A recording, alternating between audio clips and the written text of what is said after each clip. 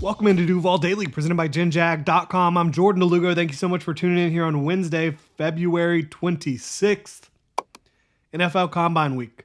It's a very exciting week. I love the NFL Draft. I love the NFL Combine. Love seeing what these guys can do. Now, we're going to take a look at some offensive linemen for the Jaguars to potentially target in this 2025 NFL Draft.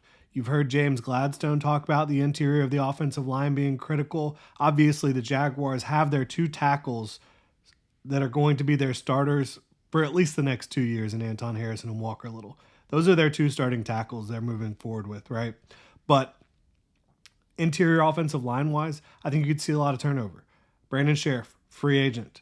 Mitch Morse, final year of his deal, up there in age. Ezra Cleveland at left guard, he's going into the second year of his contract. The Jaguars have a team out following the 2025 season. You could see a completely different starting interior offensive line in 2026 than you did in 2025. I don't think every piece is going to change in 2025, but over a 2-year cycle, it could be completely different. I think Ezra Cleveland is going to be locked in as their starting left guard. I think he played well enough to earn that. It's not just because of the contract. Like, Gabe Davis and Darnell Savage, these are two guys that, quite frankly, if they didn't have the contract situations that they had, they probably wouldn't be on the team this year, right?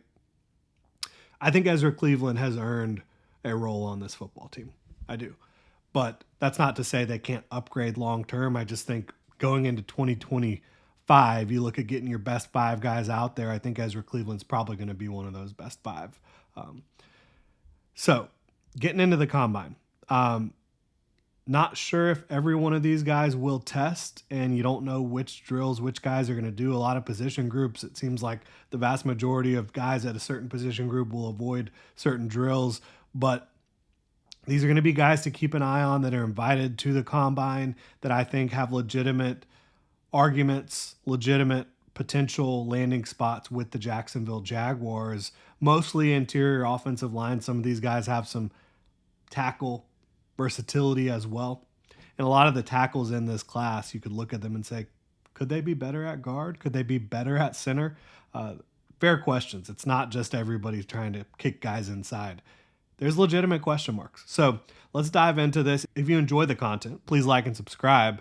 And if you're looking to celebrate a little bit, we have a brand new pre-order, Game On, Bold City Football, a new era t-shirts available for pre-order right now, genjag.com/shop. They're going to be available only for pre-order, probably through next Tuesday.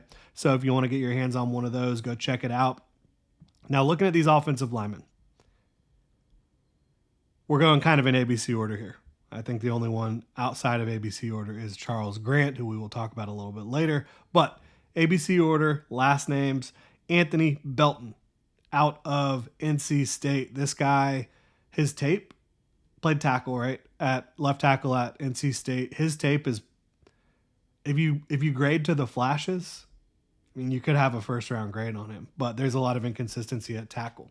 What's encouraging and exciting is he's massive. He's got great strength and length, and he's athletic. Very, very strong. He kicked inside a good bit at the Senior Bowl, and he looked natural doing it. That is what I'm thinking about for the Jaguars with Anthony Belton. And probably not a center, right? But could he be a starting guard in the NFL? If you're a team, I mean, I don't think that he's going to have any issues getting out in space either, even at his size, like over 340 pounds, because he's a good athlete at that size. But if you want to get your guys running in between the tackles a little bit, inside zone, gap power scheme, I think Anthony Belton can definitely help you do that. There's just not a lot of guys that are as big as he is. He's going to push some people off the ball. I think he's going to protect the quarterback. I think, some of his limitations are mitigated by kicking inside. So that's a day 2 prospect, in my opinion, when you're talking about him at guard. Now, could he potentially fall to the 4th round where you could get a steal? I think so. That's somebody to keep an eye on. Tyler Booker out of Alabama plays left guard for them. I don't think you have any problem kicking over to right guard if you want to play him at right guard. Another big human, great wingspan, big time recruit, leader at Alabama, great in pass protection, physical as all heck in the run game. Will put your ass in the dirt consistently. He brings it. And so this is the type of guy I would love to have on the Jacksonville Jaguars offensive line. I think if the Jaguars are able to land him, it would be, probably a big trade down from 5 into the mid-teens if you start to consider Tyler Booker in that range. But more realistically, I would say, is it possible that Tyler Booker falls to the second round? Is it possible that Tyler Booker falls to the late 20s and the Jaguars either trade up for him or able to land him with their second round pick? I think that's the realistic outcome with potentially landing Tyler Booker. Will Campbell, he's the top offensive lineman in this class. I don't think anyone needs to debate that. Could the Jaguars take him at 5, knowing that right now he can start for you at guard or center for that matter, but definitely guard. And then maybe you don't want to pay Walker Little after a couple years. You feel like Will Campbell can upgrade you there or at least give you the same level of play. I think that makes sense. Because I have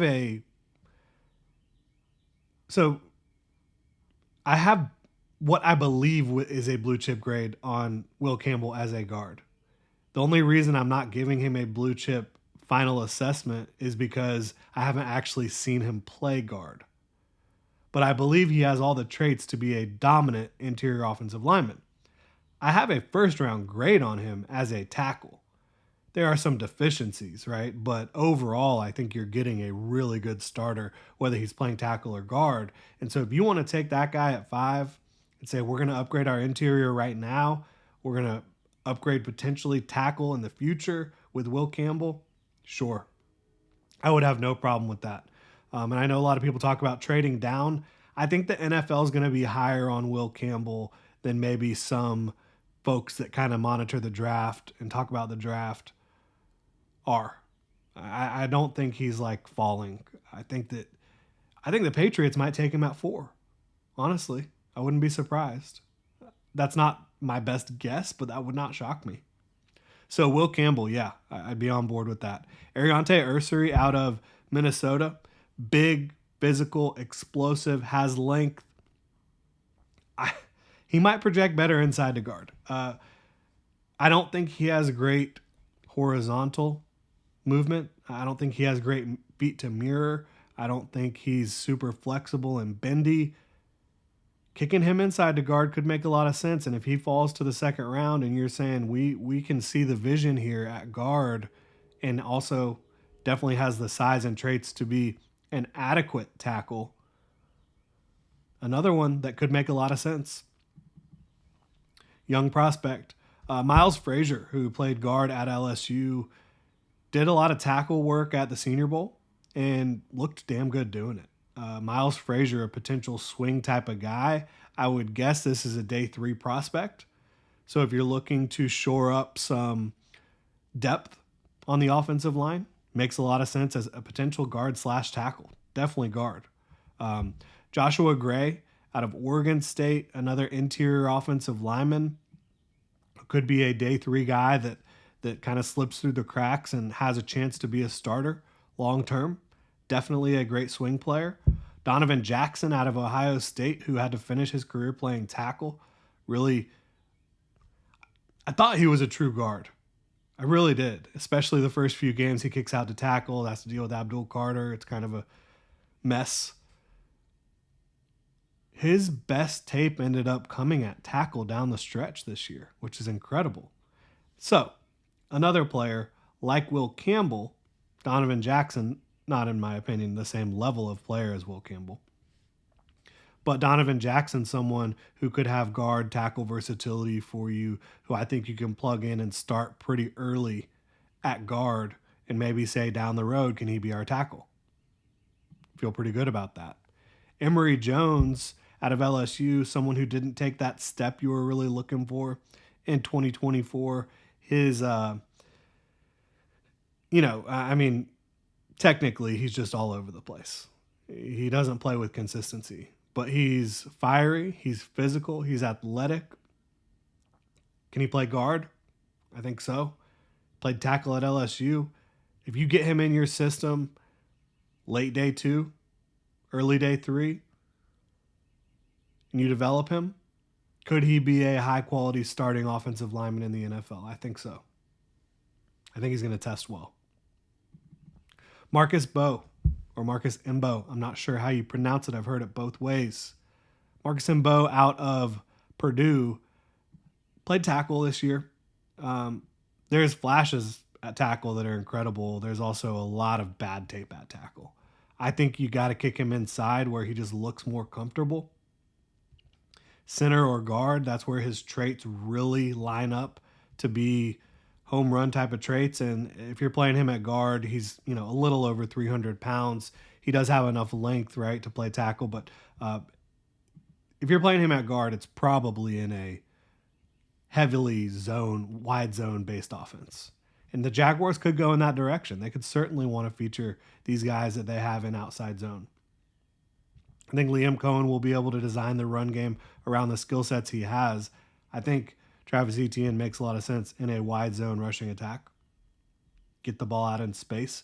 I think Marcus Mbo makes a lot of sense in that regard as well.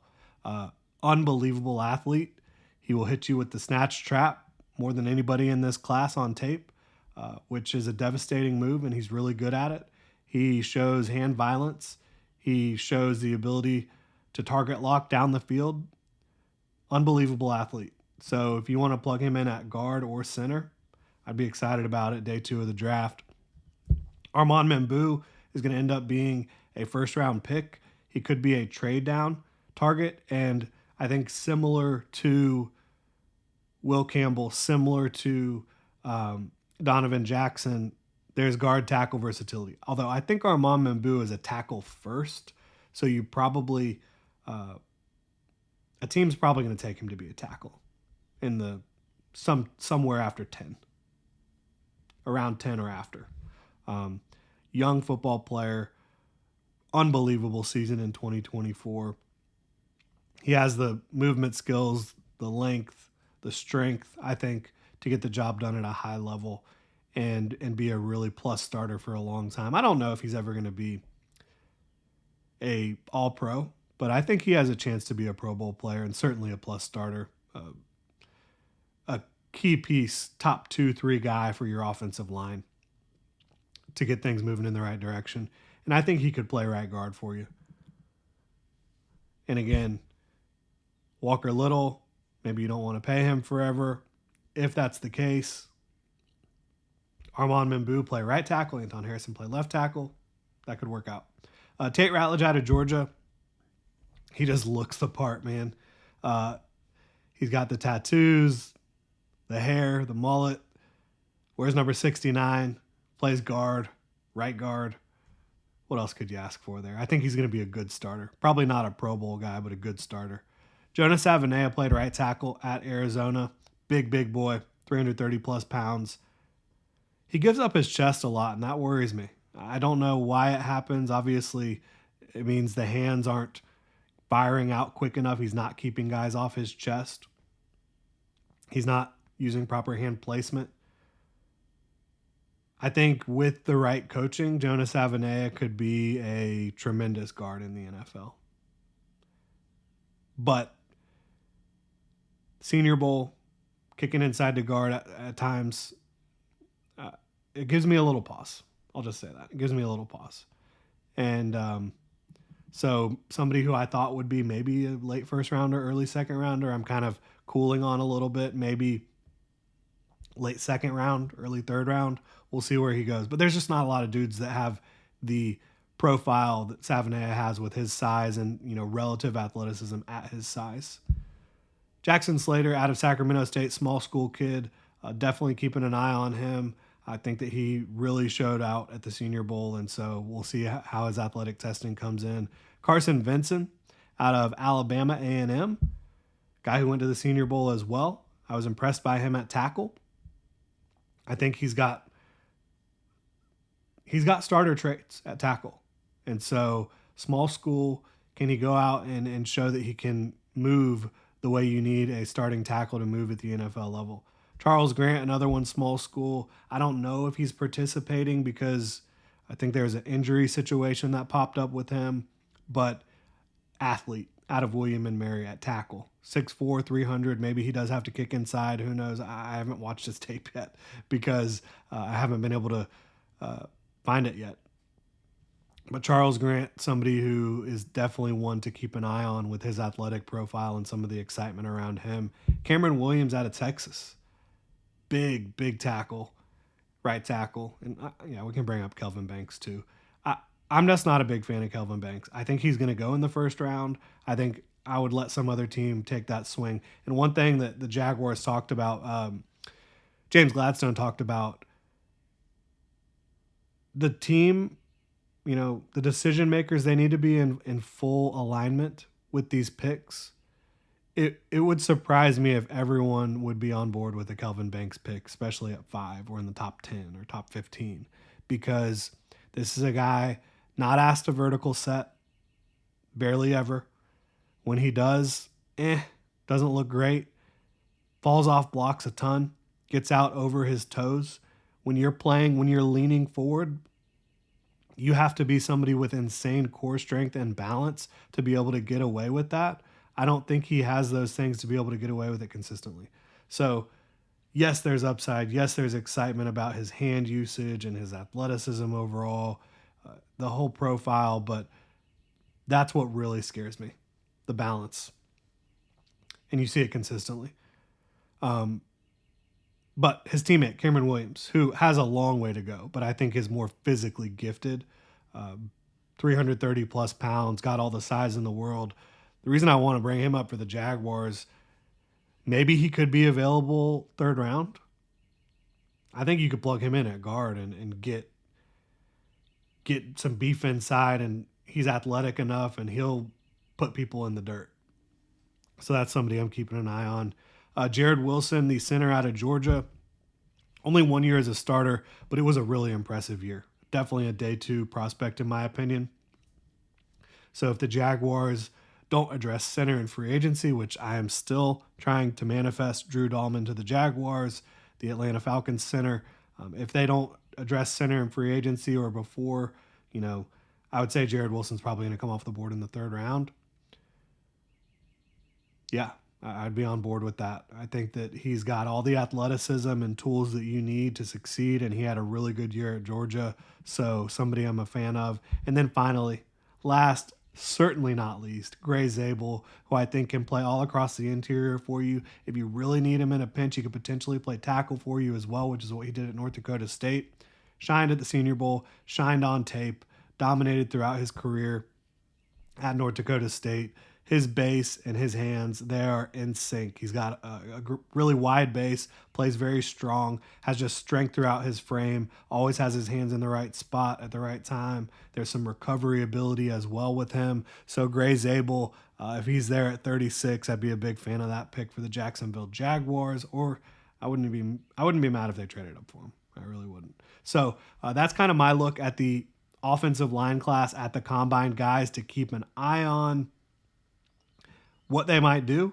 I think Marcus Mbow is going to blow the testing out of the water. I think he's going to look incredible. If Charles Grant is able to test, I would expect that from him as well. I think Gray Zabel will look good in testing as compared to other interior offensive linemen. I think Jared Wilson, like I said, big-time athlete at the center position. Will Campbell is going to be a really interesting one to see kind of how this setting looks for Will Campbell. I think Donovan Jackson will show out well at guard. And who's going to be the strongest? Who's going to put up the most bench press reps out of these guys? Usually it's someone who doesn't have the longest arms. Somebody who's a big boy. It's an interesting question. Who's it going to be? Who is it going to be? Let's go with Tyler Booker has long arms, but he is strong as hell. I'm going to go Tyler Booker. We'll see how that plays out. And then I think Marcus Mbow is going to probably get that. He might get the vertical jump as well. So those are just some superlatives here at the end. But really appreciate y'all tuning in. If you enjoy the content, please like and subscribe. Y'all have a good one.